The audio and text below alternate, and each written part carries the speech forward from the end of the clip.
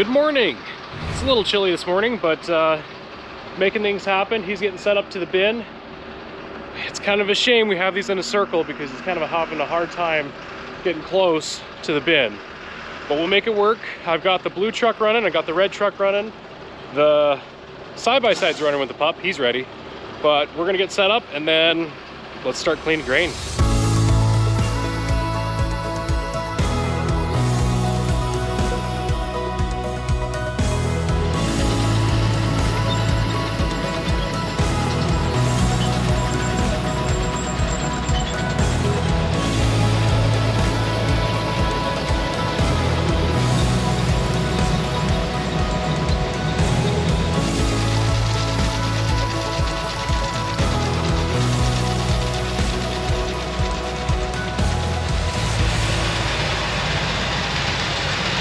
You know, it's funny how things work out. You know, all the dirt work that I just did here, which wasn't a lot, but when I removed that electrical line, filled that hole, smoothed this all out, then the next day, literally the next day, get a call. Hey, I'm up in your area. Let's clean some wheat. All right, we don't have to work around that big pit. That's sweet. So it worked out pretty well.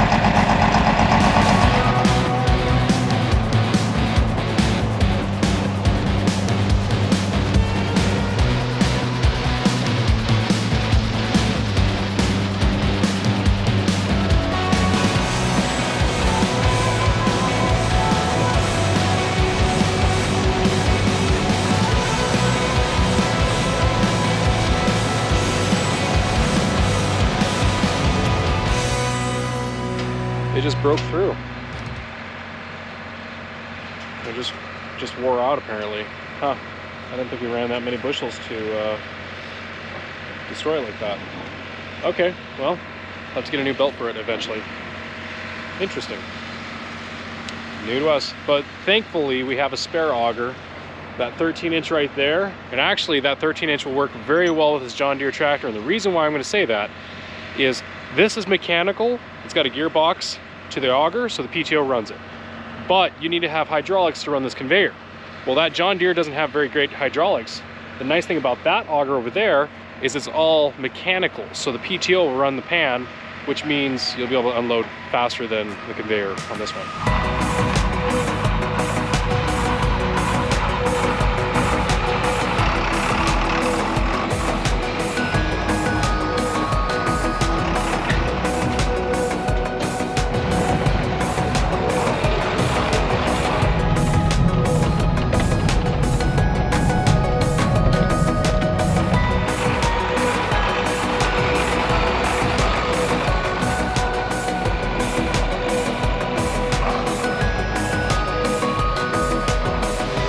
Just opened the door to the bin and he's getting inside.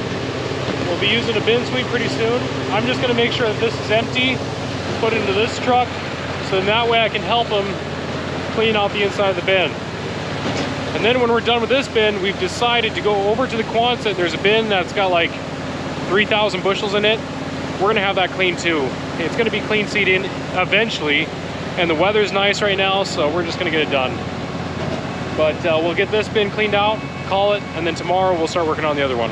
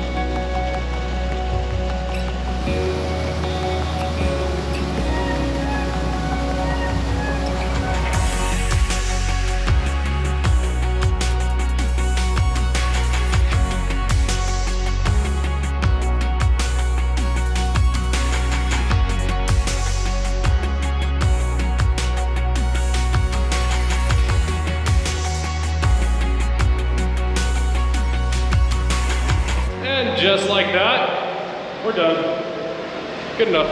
Okay, let's move to the next bin.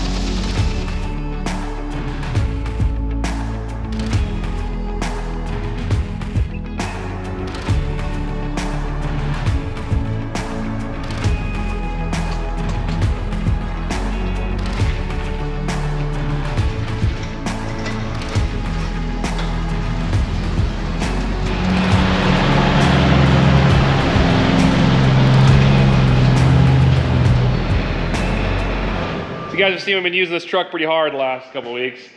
And we've also managed to damage 2 airbags in the back. The brake lights have bolts that stick out in the back of them, and when you back into a pile of rock and gravel to dump your load, it shoves those brake lights in a little further, and it poked the airbag on one side, and the other side's got a big gouge out of it too. So it needs new airbags, so we want to get that done before winter comes, so when the time comes to use this truck again, it'll be good to go.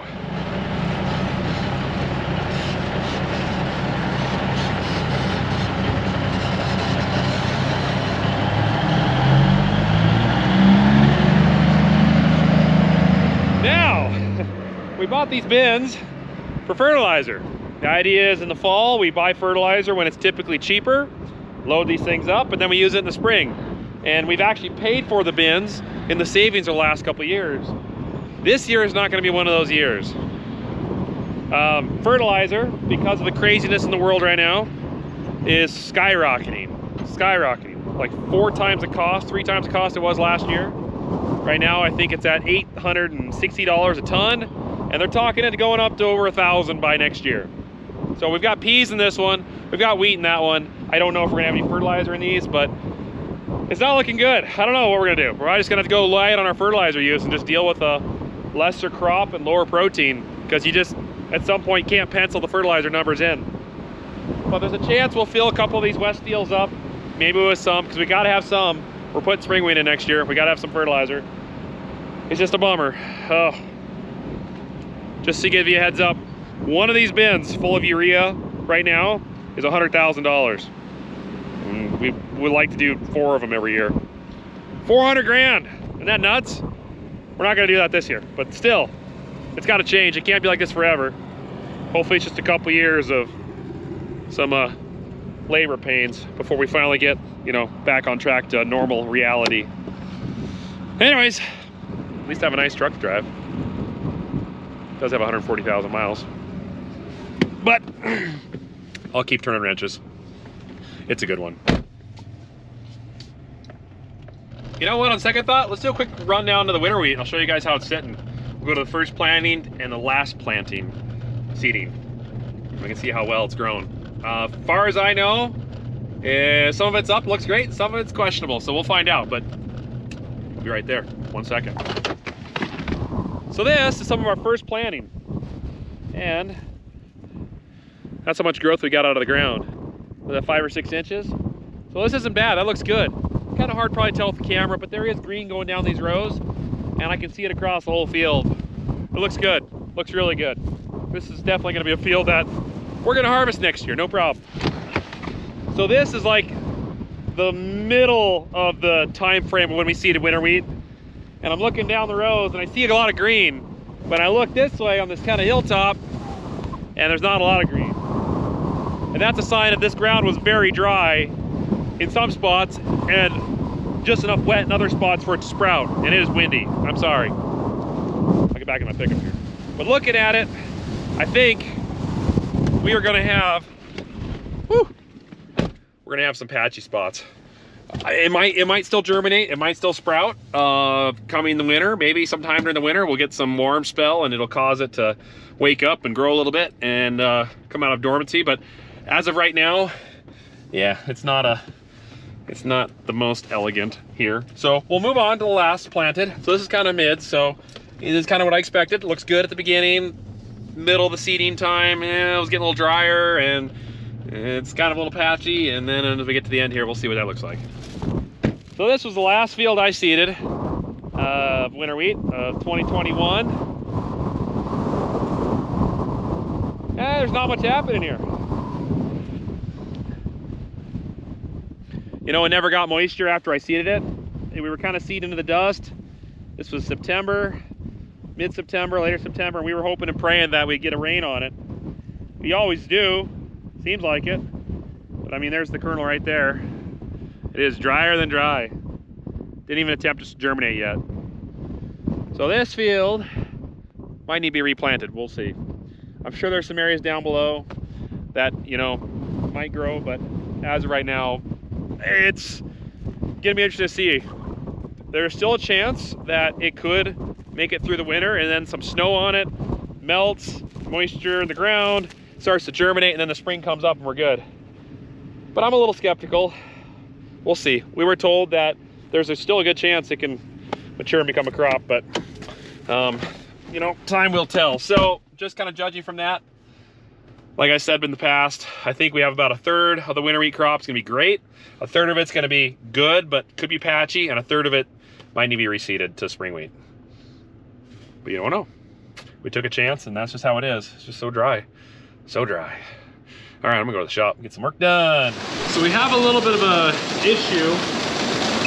It's not horrendous, but this bin here that we're pulling out of, it's about a 3,300 bushel bin. The floor is cracked in it. So what happened is the water, when we get water, I know, right? It'll ooze itself away through the cracks and then get underneath on the grain and start to spoil it. So underneath here, we have a hard pan of moldy grain. So there's all the good stuff on top, and then you start to kind of hit a shelf. So what we're gonna do is we don't want to, here's the thing, this right here, we don't want to put that in the ground, because what's gonna happen is that will not germinate and you won't have a crop. So we're literally going to just clean off the top of this, leave a little bit of a cushion so we don't disturb that underneath. That way we have good clean seed, and then the rest of it we'll clean up, probably go to feed or something. We'll kind of decide what we want to do on that. Just a negative thing about it, but the fact that we're addressing this now is a good thing, because who knows, if we get a really rainy or snowy weather next spring, it'll leach through and then we could have more of a mess in this bin. So we're getting this taken care of, which is good. And yeah, getting close to being done. Oh well, things happen.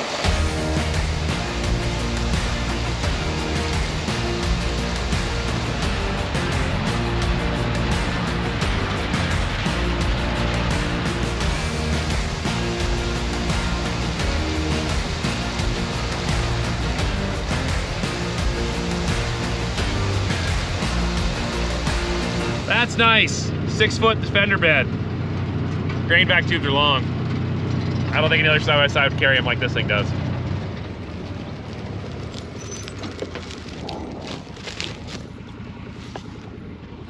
How does this keep happening?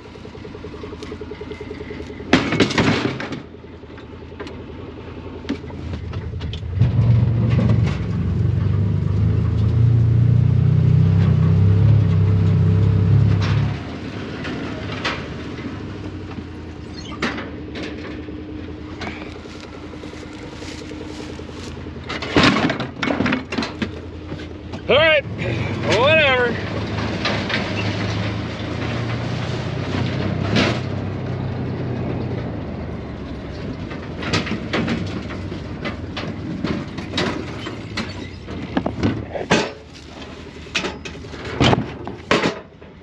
That's why. Somebody built a bully volcano on the farm. All right, we are done cleaning out the wheat out of that bin. The VR12, we're not gonna put it away just yet. The VR12 is that grain back, that's a model number if you guys don't know. Anyways, we're gonna use it to clean out chickpeas. So we're done with the wheat. We can't haul the wheat in today. They're loading a train, so we'll probably do it tomorrow. But anyways, Nick's moving the backhoe conveyor. It makes it look so easy if you didn't notice. We're gonna pull a little bit out of this pup because it's so full and the wind's supposed to blow pretty bad. And as you can tell, wind took a little bit of wheat off the pup and it's on the ground here. We don't want to waste a lot of it. So we'll put it in the trailer a little bit and haul it all to town. Good deal.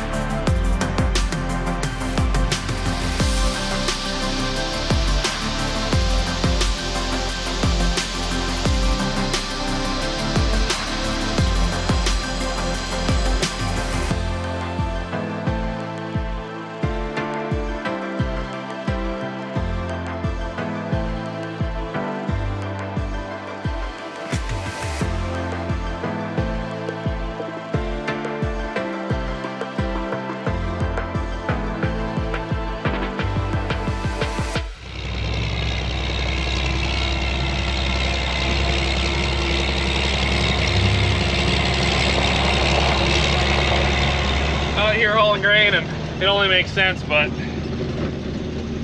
Kobe's coming along. Dad's gone, went on a trip to Wisconsin for a couple weeks, and well, Kobe's all lonely. His buddy's missing, so we're taking care of him. Truck rides. We really didn't need to haul the grain, but Kobe needed a ride, so why not?